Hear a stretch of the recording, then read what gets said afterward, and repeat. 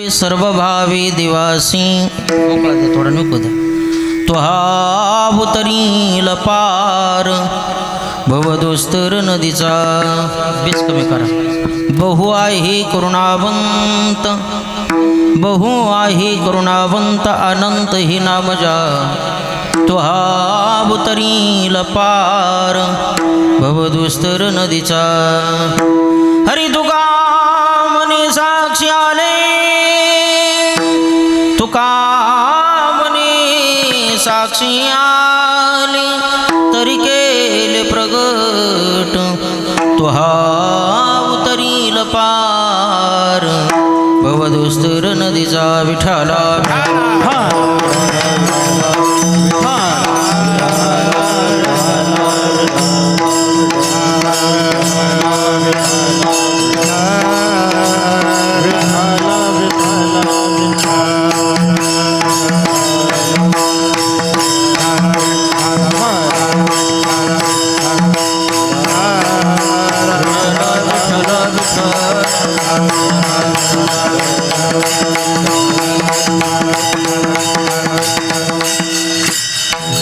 नमो विठ्ठला राजया पांडुरंगा.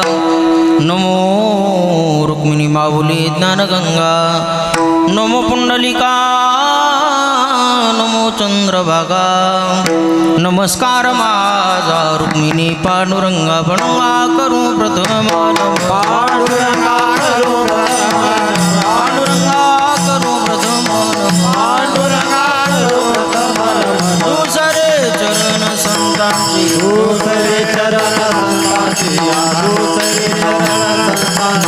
त्यांच्या कृपादाने कथेचा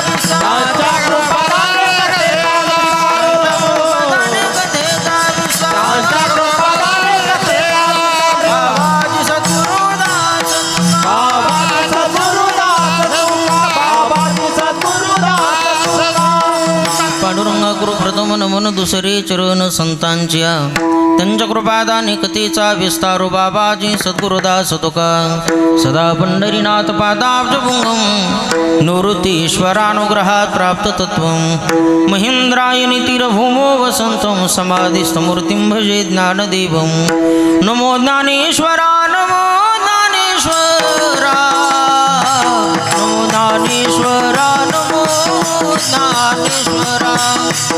नमो ज्ञानेश्वरा. नमो ज्ञानेश्वरा. नमो ज्ञानेश्वरा. नमो ज्ञानेश्वरा. नमो ज्ञानेश्वरा.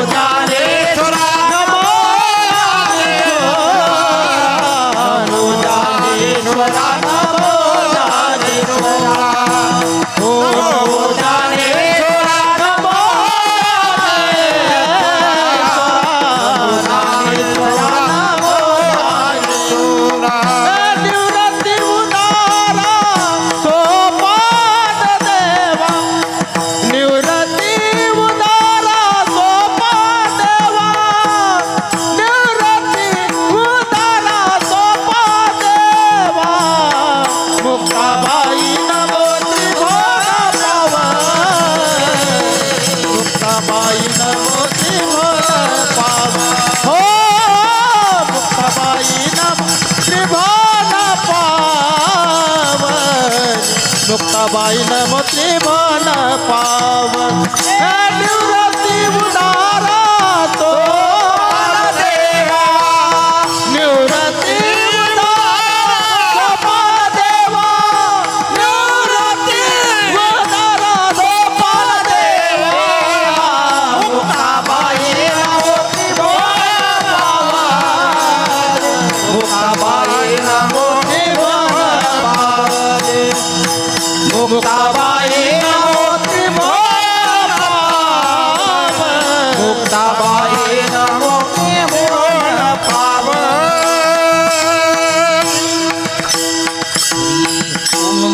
ईश्वरा करुणा करा दयाळा तुमचा अनुग्रह लादलो पावन झालो चराचरी काय माझी वाणी वाणील संतांसी रंजवू चित्ता शपुलिया जयांचे केलिया स्मरण होय सकल वेदांच्या अधिकरण तेच वंदू श्रीचरण श्री गुरूंचे ते नमस्कारो न्याता अतुलित बलधावं हेमशैलावदेहो धनुजवन कृशानं ज्ञानी नामाग्रगण्यं सकल गुणनिधानं वानरानावधीशं रघुपति प्रिय भक्तवात जातं नमामि नमो नमाज गुरुवर्या सुखमूर्ती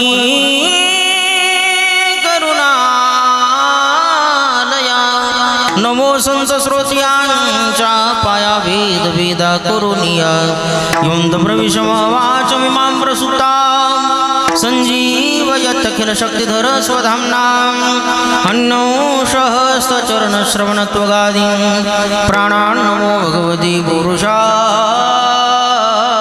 स्तुभ्यं सेवे लागी सेवक झालो सेवे लागी सेवक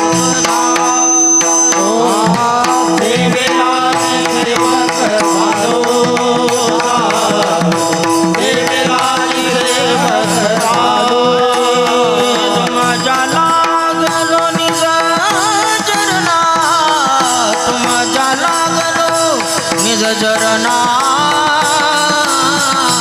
अहो स्वामी तुकया देवा देवा यावरी न करावा विवेर तुमच्याला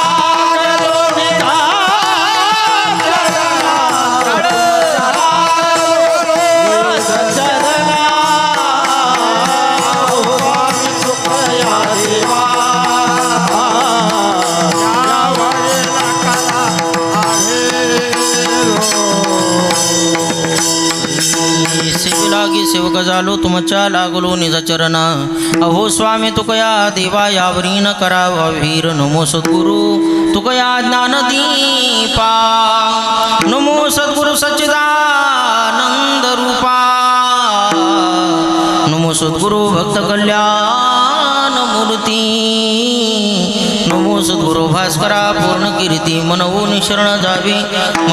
निशरण जावे सर्व भावे दिवासी तो हा उतरील पार भवदुस्तर नदीचा प्रस्तुत प्राप्त प्रसंगी कीर्तनरूपी सेवेकरता निवडलेला अभंग महान भगवद्भक्त महाराष्ट्र भूषण मुक्त कैवल्य तेजोनिधी ज्ञानेश्वरी जगद्गुरु तुकोबारा यांचा सहा 4 चरणाचा अभंग असून या अभंगाच्या माध्यमातून जगद्गुरु तुकाराम महाराज याच्यावत मानव जातीच्या जीवनामध्ये जीवानं देवाला शरण का जावं त्याची कारण मीमांसा या अभंगामध्ये स्पष्ट करतात. विठ्ठल विठ्ठल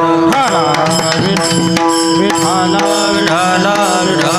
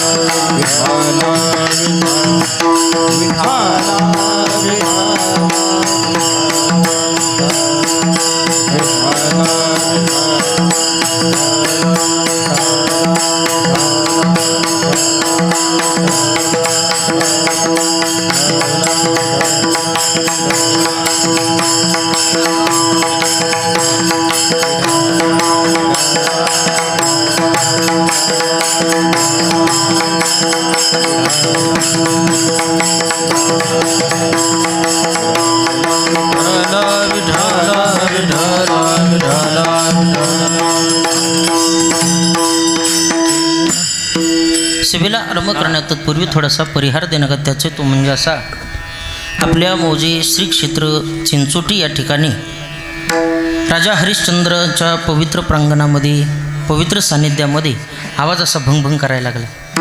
पहिला जसा होता का क्वालिटी तसा ठेवा, हे मधली शिट्टी कमी करा, थोडीशी बेस देऊच नका, ह्याला बेस पूर्ण कमी करा. ट्रबल आणि नॉर्मल विकू द्या. विठाला विठाला विठाला विठाला राजा हरिश्चंद्र भगवंताच्या या पवित्र सान्निध्यामध्ये वसलेलं आपलं हे चिंचोटी नावाचं गाव आणि या पवित्र गावामध्ये गेली अनेक वर्षापासून चालत असलेला हा अखंड हरिनाम सप्ताह. या सप्ताहाला जगनियंत्या भगवान परमात्म्याची कृपा, अनेक संत महात्म्यांचे आशीर्वाद, समस्त ग्रामस्थ मंडळ चिंचोटीकर यांचा अथक असं परिश्रम, तरुण मित्र मंडळाच्या उत्स्फूर्त प्रतिसादातून चालत असलेला हा भव्यदिव्य स्वरूपाचा अखंड हरिनाम सप्ताह.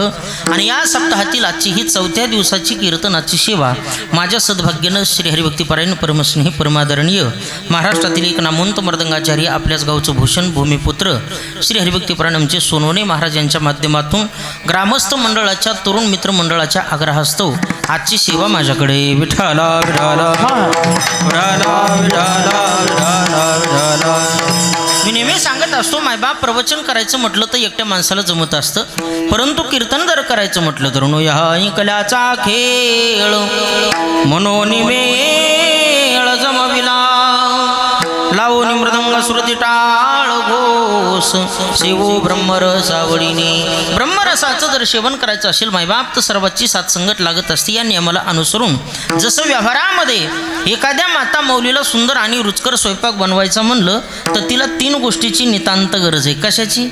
चुलीची, तव्याची आणि परातीची. नाही महाराज, उदक अग्नी धान्य झाल्या घडी पाक, एका विन एक कामा नाही. अग्नी लागतं, धान्य लागतं आणि पाणी लागतं. जसं या 3 गोष्टी एकत्रित आल्या तर माता माऊली सुंदर रुचकर स्वयंपाक बनवू शकते.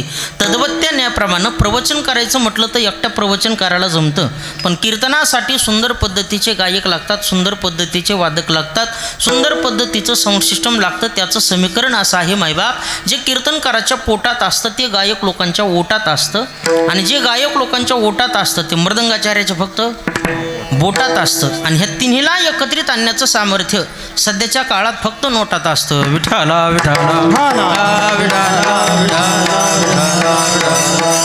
म्हणून गोड पद्धतीचा हा सुवर्णयोग आपल्या समस्त तरुण मित्रमंडळांनी या ठिकाणी भव्यदिव्य स्वरूपाचं आयोजन करून योग आणलेला आहे. त्या निमित्तानं या कार्यक्रमासाठी आवर्जून उपस्थित असणारी सर्व परिसरातील महाराष्ट्रातील रती महारथी गुणीजन मंडळ उपस्थित आहे. त्यामध्ये श्री हरिभक्तीपरायण जुने भजन भीष्म आमचे माऊली महाराज कुठे तेही या ठिकाणी उपस्थित आहेत. आपल्याच गावचे श्री हरिभक्तीपरायण आमचे गोंडे महाराज यांची उपस्थिती आहे. दुसरे श्री हरिभक्तीपरायण निष्ठावंत वारकरी पंढरीचे आपल्याच गावातलं गावचे भूषण श्री हरिभक्तीपरायण आमचे विक्रम आबा यांची उपस्थिती आहे. आपल्याच परिसरातील महाराष्ट्रातील नवोदित अगदी या ठिकाणी नामवंत गायनाचार्य, अख्ख्या पंचक्रोशीमध्ये ज्यांचं नाव या ठिकाणी सध्याच्या काळामध्ये गाजत आहे असे आमचे श्री हरिभक्तीपरायण रामेश्वर महाराज, आणि त्याचप्रमाणे इकडे श्री हरिभक्तीपरायण राहुल महाराज दोघांची उपस्थिती आहे. मंजूळ आवाज आहे. एवढी कमी वेळामध्ये इतकी चांगली तयारी करताना असं कोणालाच वाटत नव्हतं, पण सुंदर पद्धतीची तयारी केली त्याबद्दल तुम्हालाही कोटी कोटी धन्यवाद. आपल्याच परिसरातले श्री हरिभक्तीपरायण आमचे परमस्नेही भागवत महाराज यांची उपस्थिती आहे. जुने भजन भीष्म श्री हरिभक्तीपरायण विष्णुपंतजी महाराज निपटे आहेत. आपल्याच गावचं भूषण वारकरी श्री हरिभक्तीपरायण आमचे परमस्नेही परमादरणीय ज्ञानेश्वरीचं पारायण असू द्या, गाथ्याचं पारायण असू द्या, गाथा भजन असू द्या, अगदी निष्ठेनं आणि श्रद्धेनं संपूर्ण परिसरामध्ये पंचक्रोशीमध्ये करणारे आमचे भजनप्रेमी दामवांना गोंडे यांची उपस्थिती आहे. त्याचप्रमाणे महाराष्ट्रातील नामवंत मृदंगाचार्य श्री हरिभक्तीपरायण आमचे सोहम महाराज बोबडे, मी बोकडेच म्हणायला आलतो, बोबडे त्यांचेसुद्धा या ठिकाणी उपस्थित आहे. त्यांनाही कोटी कोटी धन्यवाद. परिसरातून पंचक्रोशीतून आलेली सर्व भजनी मंडळ, परमार्थातली जाणकार श्रोते सज्जन मायबाप, आदरणीय नाना यांची उपस्थिती आहे. आमच्या अशोक नाना या ठिकाणी उपस्थित आहेत. परिसरातली सर्व पंचक्रोशीतील सामाजिक राजकीय क्षेत्रातील धार्मिक क्षेत्रातील सामाजिक क्षेत्रातील सर्वच मंडळी या ठिकाणी उपस्थित आहे. सर्वाला मनापासून कोटी कोटी धन्यवाद देतो. विशेष उपस्थितीमध्ये जे हे कीर्तन लाईव्ह प्रक्षेपित करत आहेत आणि उद्यापासून यूट्यूबला सुद्धा बघायला मिळेल असे G24 का न्यूज 24 न्यूज 24 येते. हे मला म्हणले G24 तासवाले न्यूज 24 वाले आहेत. त्यांना सुद्धा कोटी कोटी धन्यवाद. या भाऊ त्यांचीसुद्धा भाऊंची सुद्धा आदरणीय उपस्थिती आहे. त्यांनाही धन्यवाद. गावातील सर्व माता माऊली आमचे भाऊकी बादाडे महाराज, इकडं बी दुसरे बादाडे महाराज उपस्थित आहेत. सर्वांना मनापासून धन्यवाद देतो आणि याच ठिकाणी सेवेला सुरुवात करतो. विठाला विठाला विठाला विठाला विठाला.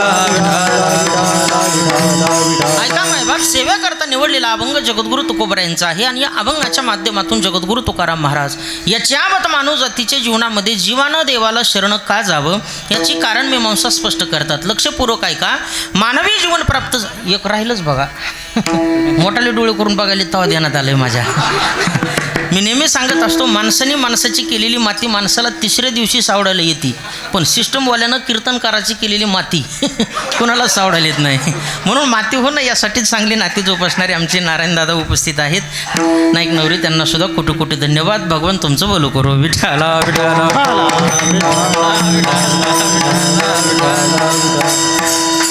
मानवीय जीवन प्राप्त झाल्याच्या नंतर लहान असो मोठा असो गरीब असो श्रीमंत असो स्त्री असो अथवा पुरुष असो उंदरापासून ते इंद्रापर्यंत प्रत्येक जीवाला गरज आहे, अपेक्षा, इच्छा, वासना, तळमळ ती सुखाची. कोणालाच वाटत नाही महाराज की माझ्या जीवनामध्ये मला दुःख मिळावं. माझ्या पदरचं बोलत नाही नाथ महाराजांचं गोड वर्णन आहे. मजला की दुःख भावे ऐसे कोणी भावे ना जीवे किंवा दुःखात द्विजते जंतू सुखम सर्वाय रुचते. सुख प्रत्येकाला आवडतं मायबाप, दुःख कोणालाही नको वाटतं, परंतु नको असलेलं दुःख माणसाच्या पदरामध्ये येतं का याचे कारण कधी कधी कीर्तनामध्ये प्रवचनामध्ये आपल्याला ऐकायला मिळतात. विठाला विठाला विठाला विठाला विठाला. ज्या सुखाची माणूस रात्रंदिवस अपेक्षा करतो, सकाळपासून उठल्यापासून ते संध्याकाळी झोपेपर्यंत ज्या सुखासाठी माणूस रात्रंदिवस प्रयत्न करतो ते सुख माणसाला मिळत नाही आणि दुःख कोणालाही नको वाटतं. घरचा पत्ता विचारत आल्याशिवाय राहत नाही. विठाला विठाला विठाला विठाला विठाला. बघा व्यवहारातलं उदाहरण तुम्हाला देतो. बाजारामध्ये वडवणीच्या बुधवारच्या दिवशी गेल्याच्या नंतर जर एखाद्या माणसाकडून आपल्याला 10,000 रुपये यायचे असू द्या, बाजार संपला तरी भेटत नाही बघा ज्याच्याकडून पैसे यायचे ते, पण आपल्याकडून जर एखाद्याला 5,000 रुपये जायचे असले ना ते बाजारच्या तोंडालाच रामराम घालीत आहे. तसं सुख प्रत्येकाला हवंय, मिळत नाही. दुःख कोणालाही नको वाटतं, घर विचारत आल्याशिवाय राहत नाही. दुसरं उदाहरण तुम्हाला सांगतो, लक्षपूर्वक ऐका. एखाद्या माणसाचं तोंड बघितल्याच्या नंतर 6-6 महिने कोणत्याच कामात अपयश येत नाही असा माणूस 12-12 महिने दिसतच नाही. आणि ज्याचं तोंड बघितलं की बहिर दिशेला जायचं म्हणलं तर डबा सुद्धा लवकर सापडणार नाही, ते 5:05ला जीवन रामराम घालीत आहे बघा. विठाला विठाला विठाला विठाला. तसं सुख प्रत्येकाला हवंय, मिळत नाही. दुःख कोणालाही नको वाटतं, घर विचारत आल्याशिवाय राहत नाही. असं का होतं त्याचं कारण असंही मायबाप, ज्या मार्गाने ओतप्रोत अशा पद्धतीचं दुःख भरलेलं आहे तो संसार आम्ही सुखाचा म्हणून ग्रहण केला, आणि जो परमार्थ ओतप्रोत अशा पद्धतीचं सुख भरलेलं आहे तो सुखाचा परमार्थ दुःख म्हणून आपण टाकून दिला. माझ्या पदरचं बोलणार नाही, माऊली ज्ञानोबरायांचं गोड चिंतन आहे. विषी विषाचा पडिपाडू गोड परमार्थ लागे कडू, कडू विषय तो गोडू जीवासी जाहला केवळ विषप्राय विषय कडू, तो विषय झाला मधुर लाडू, अमृता सम परमार्थ गोडू, तो झाला कडू विषयासी. गोड वर्णन माऊली ज्ञानोबराय करतात. विषय विषयाचा पडिपाडू गोड परमार्थ लागे कडू. गोड असणारा अमृतासारखा परमार्थ सध्याच्या काळात माणसाला कडू वाटू लागला, आणि कडू असणारा विषयासारखा प्रपंच जीवनामध्ये गोड वाटू लागला, म्हणून पदरात दुःख आहे बघा. विठाला विठाला विठाला विठाला. कारण महाराज सांगतात संसारामध्ये आजपर्यंत सुखाची प्राप्ती कोणाला झाली नाही, होत नाही आणि होणार सुद्धा नाही. याला त्रिकालाबाधित सत्य म्हणतात. का सत्य म्हणावं त्याचं कारण आहे, संत महात्मे वर्णन करतात संसाराचं मूळच दुःख रूप आहे, आणि जे ज्याचं मूळ स्वरूप असतं ते काही केलं बदलत नसतं. कल्पना करा, कावळा आहे. कावळा तुमच्या गावातला कावळा कसल्या रंगाचा आहे? इकडं काळे कावळे आहेत, आमच्या वडगावला बी काळाच आहे. सगळीकडले कावळे हे काळेच आहेत महाराज. आता लक्षपूर्वक आहे का, माऊली ज्ञानोबराय बोलतात काळ्या रंगाच्या कावळ्याला किती कंपनीचा शॅम्पू आणला, किती कंपनीच्या साबण आणल्या, आणि किती माणसं रोजानी पांढरा शुभ्र करण्याकरता लावली, म्हणजे आपल्या सप्त्याचा काला होसर होईन का कावळा पांढरा? नाही होणार. का होणार नाही? त्याचं मूळ स्वरूप हे काळं आहे आणि जे ज्याचं मूळ स्वरूप आहे ते काही केलं बदलत नाही. माझ्या पदरचं नाही, माऊली ज्ञानोबाराय बोलतात, काळे गोरे पण धुतले फिटो नेणे.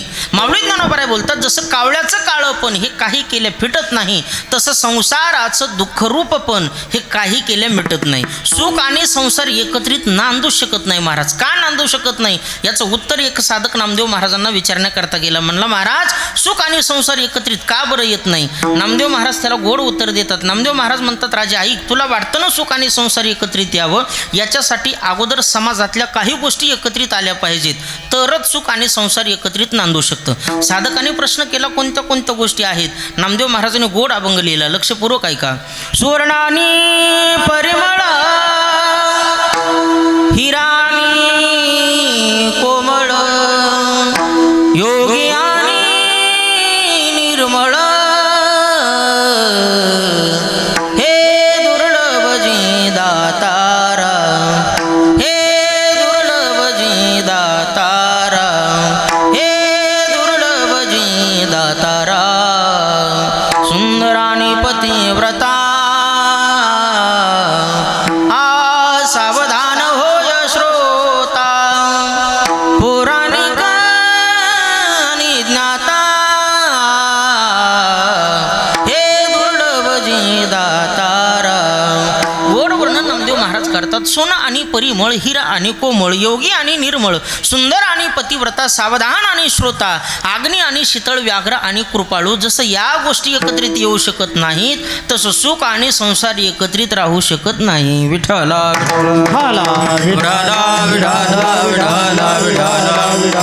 सगळ्या संतांचा जर आपण विचार केला तर संत महात्म्यांनी सगळ्यांनी प्रमाण आपल्याला हेच दिलेले आहेत. संसारात तीळ मात्र सुद्धा सुख नाही. संसार दुःख मूळ चहुकडे इंगळ, विश्रांती नाही कोटे, रात्रंदिवस तळमळ किंवा ठाऊकची आहे. संसार दुःखाचा चित्तीशीन त्याचा वाव नाही, किंवा दुःख बांधवडी आया संसार, सुखाचा विचार नाही कोटी, किंवा मृत्यूलोकी सुखाची कहाणी ऐकजे लकवनाचे श्रवणी, कैसी सुख निद्रांतरोनी इंगळाच्या संसारी जरी सुख जोडे, तरी का सेविती गिरीकडे, राज्य टाकून गेले थोडे ते का वेडे म्हणावे, 99 कोटी राज्याचा त्याग करून गेले मायबाप, त्यांना का वेड म्हणावं का? याचा अर्थ असा आहे संसारामध्ये आजपर्यंत सुख कोणाला मिळालं नाही, मिळत नाही आणि मिळणार सुद्धा नाही, याला त्रिकालाबाधित सत्य म्हणावं. विठ्ठला नुसतं माणसाला वाटतं महाराज याला सुख आहे त्याला सुख आहे, हा सुखी आहे तो सुखी. खरं सांगा बरं इमानदारीनं कोण सुखी? जरा बारकाव्यानं विचार करा. आता कीर्तनात आपण एवढे माणसं बसलोत, उगं मागच्या लोकाला वाटतंय पुढे बसलेल्या लोकांचं बरं आहे आणि पुढे बसलेल्याला वाटतंय मागच्या लोकांचं बरं आहे. मधल्या लोकाला विचार आपण बरं कोणाचं आहे? कोणाचंच बरं नाही महाराज. एकूण मकाचं बरं का वाटतंय माहिती आहे का? मागं बसलेल्या लोकाला वाटतंय पुढे बसलं की कीर्तनकार महाराज ठळक दिसतो म्हणून पुढल्याचं चांगलं आहे, आणि पुढे बसलेल्या लोकाला लईच महाराजांनी बोर केलं आणि झोपा यायला लागल्या की मग म्हणतात मागच्याच बरं आहे, पायाला म्हणून तंबाखू चोळता येते म्हणजे ह्याला वाटतं त्याचं बरं आहे, त्याला वाटतं ह्याचं बरं आहे. पण बरं कोणाचं आहे का? अजिबात नाही. सगळे कणले कोतलेले आहेत महाराज. आमचे गुरुदेव वैकुंठवासी नामनिष्ठ सुगुणोपासक, आपल्या परिसराचं भूषण, महाराष्ट्रातील नामवंत कीर्तनकार आद्य विनोदाचार्य बाबासाहेबजी महाराज इंगळे उर्फ दादा. गोड दृष्टांत सांगायचे, प्रत्येक माणसं कणले कोतलेले. दादा म्हणायचे नुसतं याला वाटतं त्याचं बरं आहे आणि त्याला वाटतं याचं बरं आहे, पण खरी चौकशी केली तर बरं कोणाचंच नाही. दोघं जण मित्र मंदिरात शेजारी भेटले, रामराम शमशम झाला आणि एक जण म्हणतो रामभाऊ मला वाटतंय लग्नच करावं. दुसरा म्हणला बिगाडा का काय? अरे सुखातलं जीवन कशाला दुःखात टाकतो? एकटा जीव सदा शिवकुंकडं राहा कुंकडं खा, म्हणजे जीवन आहे म्हणला, कशाला त्या जाळ्यात अडकायचं? नगं म्हणला. नाही म्हणलं लोक म्हणतात घर बांधून बघावं आणि लग्न करून बघावं, बघूत म्हणलं काय होते ती. चल म्हणला. दोघं एकूण माकाच्या नादाला लागले, मुली बघायला गेले, मुली बघितल्या, लग्न झाले, हुंडा ठरला, तारीख काढली, लग्नही संपन्न झाले आणि योगाने शेजारी राहायला लागले, म्हणजे समोरासमोर. याच्या खिडकीतून पाहिलं तर त्याच्या घरातलं दिसायचं आणि त्याच्या खिडकीतून पाहिलं की याच्या घरातलं दिसायचं. दिसायचं. असा मेळ 15 दिवस बरा जमला महाराज. आणि 15 दिवसांनी लक्षात आलं की एक कुटुंब 24 तास रडायलेलं दुःखात दिसायचं आणि एक 24 तास हसायलेलं दिसायचं. नेमकं काय भानगडे काहीच कळना. मंदिरा शेजारी भेट झाली, सप्ताह चालू झाला, दोघं जाऊन जवळ आले, राम झाला. म्हणला बरं आहे का तुझं? कशाचं बरं आहे म्हणला. तुझ्या नादाला लागून 7 जन्माचं वाटोळं झाल्यासारखं वाटायला लागले. अरे नेमकं झालं काय ते तर सांग ना. लईच भांडकुदळ बायको पदरात पडली म्हणला. पाणी सुद्धा पिऊ देणार, चहा तर बाजूलाच राहिला, पाणी सुद्धा घशाच्या खाली उतरू द्यायना, इतका त्रास द्यायला लागली, लईच भांडते म्हणला. ते म्हणलं पण आमचं बिघडू दे म्हणलं, पण तुझं किती मजेत आहे, मस्त हसतात राव म्हणला. बारी ना हसतात. तुझं हसणं झालं की बायको हसते, बायकोचं झालं की तू हसतो. ते म्हणलं ए दादा, हसत असलोत म्हणजे आनंदात आहे असं कोणी सांगितलं तुला? ते म्हणलं मग हसणं हे का दुःखाचं प्रतीक आहे काय? अरे ज्या अर्थी हसतात त्या अर्थी आनंद आहे म्हणला. हसण्याचे कारण काही वेगवेगळे असू शकतात म्हणलं. काय कारण आहे? काय नाही म्हणला. ते पोळ्या लाटायचं बेलनं म्हणतात का, लाट नाही इकडं बेलनं, ते बेलनं घेते म्हणलं मग आपली बायको आणि भर दिवशी फेकून आणती. हुकलं का मी हसतोय, लागलं का ती हसते, इतकाच बदल आहे म्हणला. विठाला विठाला विठाला विठाला. नुसतं माणसाला वाटतं महाराज याचं बरं आहे त्याचं बरं आहे, पण बरं कोणाचंच नाही. कबीर महाराजांनी गोड एका ठिकाणी वर्णन केलं. जो देखे सो दुखिया बाबा सुखिया कोई नहीं रे,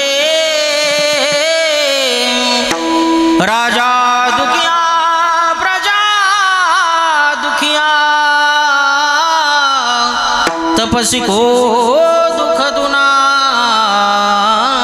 रे, जो देखे सो दुखिया बाबा.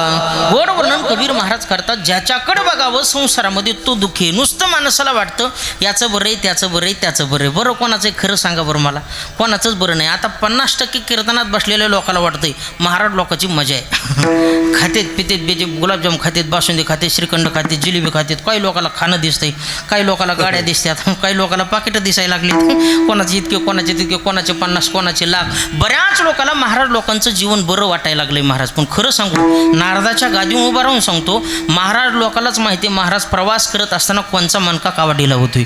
सोपी गोष्ट नाही महाराज. रोज 1000 500 किलोमीटर प्रवास करायचा, कुटुंब वाऱ्यावर सोडल्यासारखं पळायचं, समाजासाठी अहोरात्र पळणे. नुसतं माणसाला वाटतं महाराजांनी एवढे पैसे घेतले, पण खरं सांगा तुमच्या 2 तासाचे घेतलेले तुम्हाला 10,000 15,000 25,000 50 काय दिसतात ते बोलता तुम्ही, पण तुमच्या 2 तासाच्या कीर्तनासाठी महाराजांनी त्याच्या आयुष्यातले 22 तास आजच्या दिवसातले तुमच्या प्रवासात यायला जायला वाया घातलेत. ह्याचा कधी हिशोब लावला का तुम्ही? कोणीच लावित नाही महाराज. नुसतं माणसाला वाटतं महाराज लोकांचं बरं आहे. आणि बरं तरी कुठपर्यंत आहे आमचं महाराज? कीर्तन संपुस्तरच आहे. उगं बारकाव्यानं विचार करा. ज्या दिवशी आमची कीर्तनाची तारीख घेतात त्या दिवशी एक लोक फोन करतात, पत्रिका छापली त्या दिवशी एक फोन करतात, आणि ज्या दिवशी कीर्तन आहे त्या दिवशी सकाळपासून फोन असतात आम्हाला, महाराज किती वाजता निघणार आहेत, काय करायचं जेवायला तुम्हाला आवडीचं. म्हणजे इथून सुरुवात करतात लोक. तुम्हाला बाजरीची भाकर जमते, ज्वारीची जमते का चपाती लागते, काही म्हणतात तुम्हाला दूध कशात जमतं, गाईचं जमतं, म्हशीत जमतं, मेंढीचं नाही कोणी खात समजा.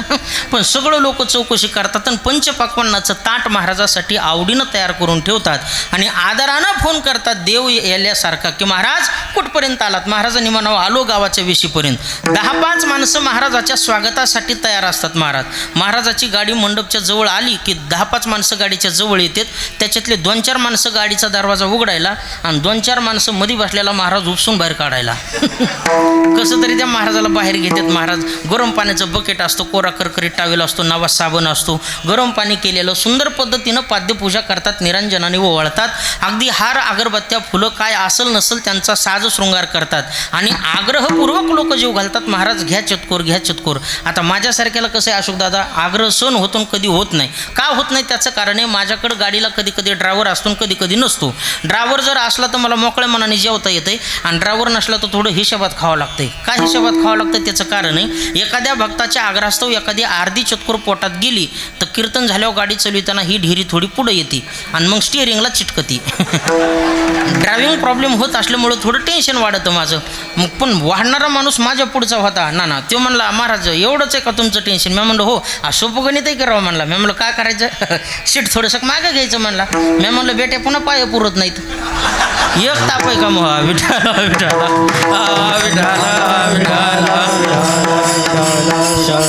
महाराज सगळ्या गोष्टीचं नियोजन लावून जीवन जगावं लागतं. महाराज एवढं ते लोक प्रेम दाखवतात एवढं प्रेम दाखवतात असं वाटतं कीर्तन संपल्यावर घराकडं माघारी सुद्धा जाऊ नये, इथंच मुकाम करावं, इतकं ह्या लोकांचं प्रेम आहे. पण कुठपर्यंत आहे कीर्तन संपूस तर तोंडानेच सांगत आहेत बघा किती हुशार आहेत. एकदा 11 वाजले आणि शेवटचा भुका लावला ना 11ला एकदा जे हरी घेतला आणि महाराज एकदा गाडीत टाकला. पुन्हा नारदाच्या गादीहून सांगतो आजपर्यंत महाघरी कोणाचाच फोन आला नाही. महाराज नेमका घरीच गेलाय का घाटातून खाली उतरलाय का वाटात एखाद्या ट्रकाखाली सापडलाय का 10-5 जणांनी धरून बेसरमात नेऊन हाणलाय. कोणी चौकशी करीत नाही. महाराज मेला काय विठाला विठाला नुसतं माणसाला वाटतं महाराज लोकांचं बरं आहे. काही लोकांना वाटतं गायक लोकांचं बरं आहे. हा हो करायचं आणि रिकामं व्हायचं. हा हो करणं सोपी गोष्ट नाही मायबाप. राग आळवत असताना बेंबीचा देठ किती ताणावा लागतो, शेडजी लावत असताना काय त्रास होतो हा ज्याची त्याच्या जीवाला माहिती. काही लोकांना वाटत असं मृदंगाचार्याचं बरं डोबक नापाक वाजवायचं आणि रिकामं व्हायचं. वाजविणं सोपी गोष्ट नाही. महाराज मी नेहमी कीर्तनामध्ये सांगत असतो प्रपंचातला खरा कष्टाचा आणि घामाचा पैसा कोणाचा असेल तो ऊस तोडणाऱ्या कोयत्याचा आहे. प्रपंचातला खरा कष्टाचा आणि खरा घामाचा पैसा कोणाचा असेल तो ऊस तोडणाऱ्या कोयत्याचा आहे. आणि परमार्थातला खरा कष्टाचा आणि घामाचा पैसा कोणाचा असेल फक्त पाकवा जायचा आहे. म्हणून जगद्गुरु तुकोबरायला प्रमाण करावं लागलं. पाण्यातला मासा झोप घेतो कैसा जावे त्याच्या वंशा तेव्हा कळे. पाण्यातला मासा कशी झोप घेतो मायबाप हे मासाहून पाहावं लागतं त्यावेळेस अनुभूतीला येतं. म्हणून प्रत्येकाच्या जीवनामध्ये दुःख आहे. जो देखे सो दुखया बाबा सुखया कोई नाही. जगाच्या पाठू सुख कोणालाच नाही. जरा बारकाव्यानं अजून निरीक्षण करा महाराज. ज्याचं लग्न झालं नाही ते बी रडतच. ज्याचं जमलंय ते बी रडतच. ज्याचं झालंय ते बी रडत आहे. ज्याला 2 बायका त्याचा तर गळा धरायला सुट्टी कोणी नाही. इतकी बिकट अवस्था आहे महाराज. ज्याला मुलबाळ नाही ते बी रडते. ज्याला एकुलतं एक आहे ते बी रडते. ज्याला 3 लेकरं आहेत ते बी रडते. ज्याला डझन भरत ते बी आडते. कसं करायचं सांगा. विठाला विठाला विठाला विठाला. जरा बारकाव्यानं निरीक्षण करा. ज्याचं लग्न झालं नाही त्याला विचारा दादा तुझं बरं आहे का. ते म्हणतं महाराज जिंदगीत काय रसच दिसेना. ज्याचं लग्न झालं नाही ते काय म्हणतंय जिंदगीत काय रसच दिसेना. म्हणलं ऊसाचं पीठ नाही कुठला हुडकला आता करतो तरी काय ना बिलाच आहे महाराज. ज्याचं जमलंय त्याला विचारा तुझं तरी बरं आहे का. ते म्हणतंय महाराज जमलंय पण पुसाचा महिना आडवा आलाय. म्हणजे घ्या ताप. एका महिन्यासाठी ते सुद्धा नाराज आहे. बरं ज्याचं झालंय त्याला विचारा तुझं बरं आहे का. त्याचं तो सूर्यफूल खोडा आल्यासारखं तोंड होतंय. आकडून घेतल्यावरच जसं काय बोकड्या पडला ह्याच्यावर. इतकी बिकट अवस्था. चेहरा आकडलेला दिसला की समजावं लग्न झालेलं गिरायक आहे. बाकी खून तपासायचीच नाही. इतकी बिकट अवस्था आहे. आणि ज्याला 2 पत्न्यात माझ्या पदरचं बोलत नाही जगद्गुरु तुकोबरायचे प्रमाण आहेत. एका पुरुषा दोघी नारी पाप वसे त्याचे घरी पाप वसे त्याचे घरी. जर एका माणसाने 2 पत्नी केल्या तर पाप दारात आपोआप आल्याशिवाय राहणार नाही. म्हणून जमलेल्या सगळ्या लोकांना हात जोडून माझी नम्रतेची विनंती 2-2 बायका कोणी करू नका. आता ज्याने ज्याने केल्या त्याच्या राहू द्या समजा. पण इथून पुढच्या याला सांगतो विठाला विठाला विठाला विठाला. त्याच्यातही गरीब मिळाली तर चांगली गोष्ट आहे महाराज. लय फजिती हो. 2-2 बायका गाड्याला आंघोळ करतो. वड्याला काय सवय तो या जीवाची. तिला वाटतं ही पाणी टाकीन हिला वाटतं ती पाणी टाकीन. दोघीच्या मध्ये 12 वाजेपर्यंत तसंच राहतंय महाराज. इतकी बिकट अवस्था आहे. त्यात गरीब मिळाली सद्गुणी मिळाली तर आनंद आहे. पण जर लोंगी मिरची भांडकुदळ भेटली तर बाबा त्याच्यासारखं वाटुळं त्याचंच. कर्कशी संगती दुःख उदंड फजिती. उदंड दुःखाने उदंड फजिती कर्कशा पत्नी पदरात पडल्याच्या नंतर होतं मायबाप. म्हणून इतकी बिकट अवस्था आहे. लय भांडकुदळ येतो. आता काय सांगावं. मला आले ना अनुभव सांगतो. माझ्याकडे ज्यावेळेस गाडी नव्हती ना त्यावेळेस मी एसटीने कीर्तनाला जायचो. बाजारचा दिवस शेवटची एसटी. आता बाजारच्या दिवशी शेवटच्या एसटीत सगळे जपी तपी द्या नेमुनीच असतात आहे का नाही. सगळी पेताळाची भरती फुल लोक पेलेली. एको जागा रिकामी नाही. कसं तरी मी त्या एसटीमध्ये गेलो. इकडं तिकडं पाहिलं. एक सीट थोडंसं रिकामं वाटलं. पण त्या सीटावर माता माऊली बसली होती. ती बिचारी अशी होती 2x1. म्हणजे दिसाई एकटी पण जागा वाटोय दोघाची भली बमची बम. सगळं शीट गुतून टाकलेलं. मी जरा जवळ गेलो ना असे हात जोडले. म्हणलं आई थोडंसं पलीकडे सारखा. तिने लाल बुंद डोळे केले माझ्यावर धावली. मला महाराज नाही पोतरा नाही काय नाही डायरेक्ट चौथा गिर मुडद्याच म्हणली ती. मुडद्या. मला आई का म्हणला. म्हणलं बरं का आता अहो आईसारख्या दिसला तर आईच्या वयाच्या वाटलात म्हणून आई पलीकडे सारखा. म्हणलो यात दुःख करायचं कारण काय. नाही ना म्हणली पण तू मला आईच का म्हणलास. म्हणलं जमलं गडी आपला काला इथं जागर बी इथंच आहे. आता नाटल्याला ताप राहिला. उभं राहून गेलो असतं तर पुरलं असतं. मी म्हणलं काय वाईट बोललो तुम्हाला. नाही ना म्हणले तू मला आईच का म्हणला. एसटीतले 2 माणसं जवळ आले म्हणले मावशी मगाशीपासून तर महाराजाला त्रास द्यायला लागलात. काय हाणलं बोललो मारलं तुम्हाला. अहो नुसतं आई पलीकडे सारखं म्हणले त्याच्यात एवढं दुःख करायचं कारण काय. ते म्हातारी म्हणते तुम्हाला नाही ह्यातलं कळायचं. माणसं म्हणले नेमकं ह्यातमध्ये काय ते तर सांग ना. ते म्हणते ह्या पा मी जर ह्या महाराजाची आई तर ह्याच्या बापाची कोण.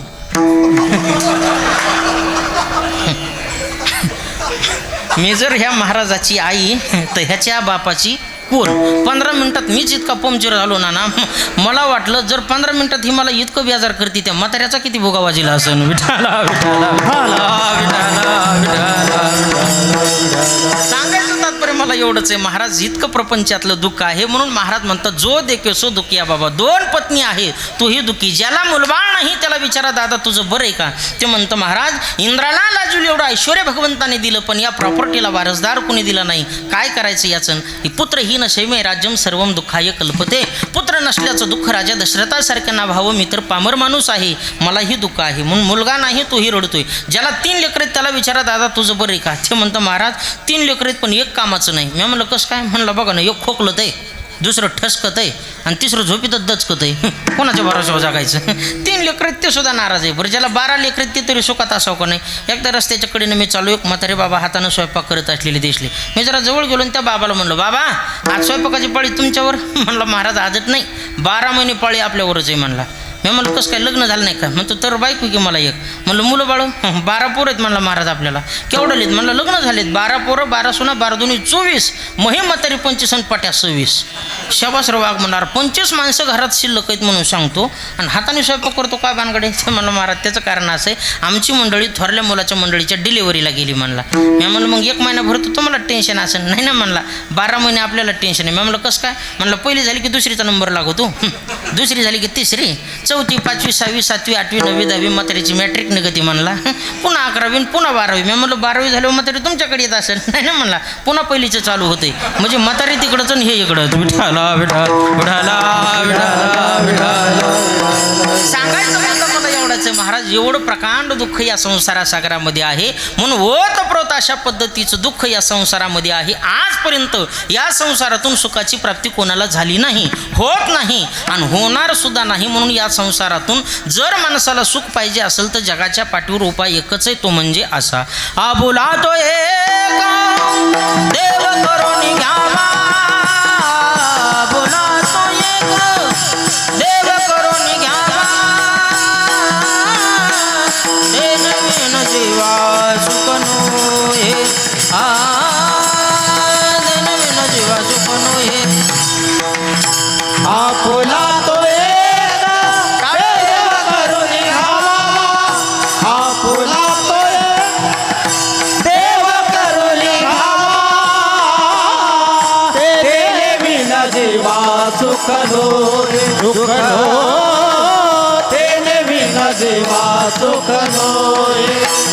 आपुला तो एक देव करून आपुला तो एक देव करून घ्यावा.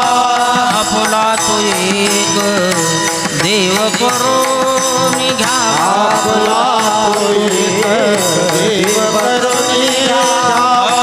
आपुला तो एक देव करून घ्यावा. आपुला तो एक देव करून घ्यावा. ते नवीन जीवा सुख नोहे. ते नवीन जीवा सुख नोहे. आपुला तो एक देव करून घ्यावा. आपुला तो एक देव करून घ्यावा. तेने विना जीवा सुख नोहे. तेने विना जीवा सुख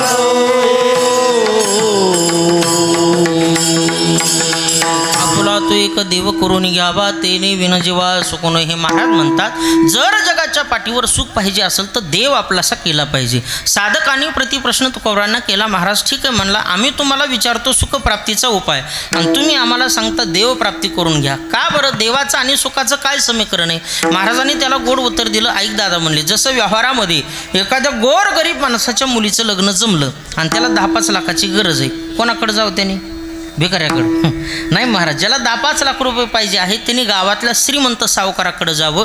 ज्याच्याकडे मुबलक प्रमाणामध्ये पैसा उपलब्ध आहे त्याच्याकडे जावं तर त्याला पैसा मिळू शकतो. तद्वत त्या न्यायाप्रमाणे ज्याला जीवनामध्ये सुखाची प्राप्ती पाहिजे आहे त्यानं ज्याच्याकडं सुख आहे त्याच्याकडे गेलं पाहिजे. मग या जगाच्या पाठीवर नेमकं सुख कोणाकडे म्हणण्यापेक्षा सुखरूप साधो जा कोणी सांगा. सुखरूप साधूचा कोणी सांगा सुखरूपाय साधूचा कोणी सांगा सुखरूपाय साधूचा कोणी सांगा सुखरूपाय साधूचा कोणी सांगा सुखरूपाय साधूचा कोणी सांगा सुखरूपाय साधूचा कोणी सांगा सुखरूपाय साधूचा कोणी सांगा माझ्या पांडुरंगा सारिका माझ्या पांडुरंगा सारिका हा माझ्या पांडुरंगा सारिका तो नन घेणे मुंडने ते का नन घेणे मुंडने ते काही माझ्या पांडुरंगा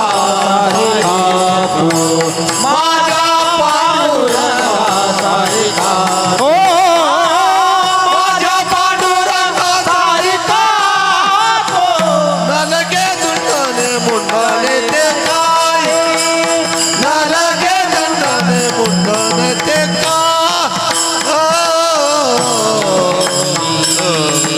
सुखरूपाय साधूचा कोणी सांगा माझ्या पांडुरंगा